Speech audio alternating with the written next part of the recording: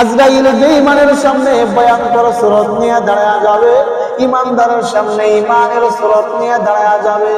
মাগো, আজরাইল তোমার সামনে দাঁড়ায়া বলবে, মহিলা দুনিয়ার মধ্যে পর্দা করেছিল রে মহিলা, ও মহিলা দুনিয়ার মধ্যে কোন করে হেফাজত করেছিল, ঝগড়া করার সময় চিন্তা করলাম মহিলাদের কণ্ঠটাও পর্দা। ও মা, তুমি এত সুন্দর করে পর্দা করার কারণে আমার আল্লাহ তোমার জন্য একটা জান্নাত বানিয়েছে। তুমি কি জান্নাতটারে স্বপ্নে দেখতে চাও কিনা?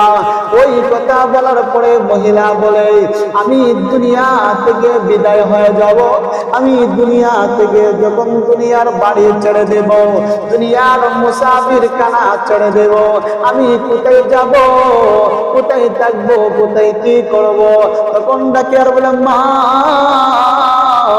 তুমি যে দুনিয়া থেকে চলে যাইবা, দুনিয়া থেকে চলে যাওয়ার পর 5 ওয়াক্ত যে মা তুমি নামাজ পড়েছিলা, 5 ওয়াক্ত নামাজ পড়ার পরে গো মা যাই নামাজের মুসল্লার মধ্যে বসিয়ে আল্লাহর তাসবিহ উপর আমল করেছিলা, আলহামদুলিল্লাহ মালিকের শুকরিয়া আদায় করেছিলা, আলহামদুলিল্লাহ মালিকের শুকরিয়া তুমি আদায় করার সাথে সাথে আমার আল্লাহ তোমার শুকরিয়া এত সুন্দর করে কবুল করেছে গো মা, তোমার শুকরিয়াটা আমার আল্লাহ আদায় করেছে।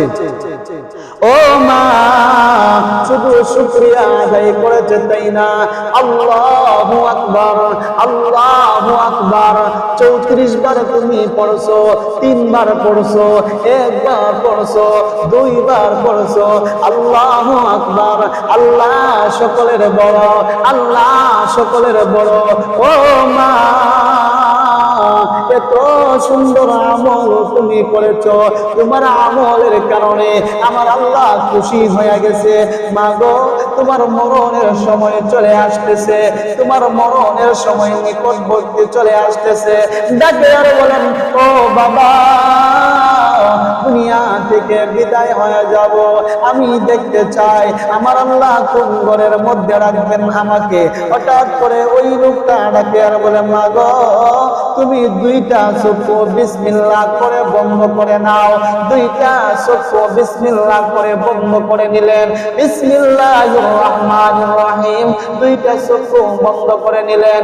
2টা চক্ষু বন্ধ করে নেওয়ার পর আমার আল্লাহ আমের মহিলাকে, ওই আল্লাহ ওয়ালা মহিলাকে আল্লাহ তাআলা তার চোখ বন্ধ করার সাথে সাথে তার নামে যে জান্নাতটা আমার আল্লাহ বাজেট করেছে, ওই জান্নাতটা চোখের সামনে তুলে ধরেছে।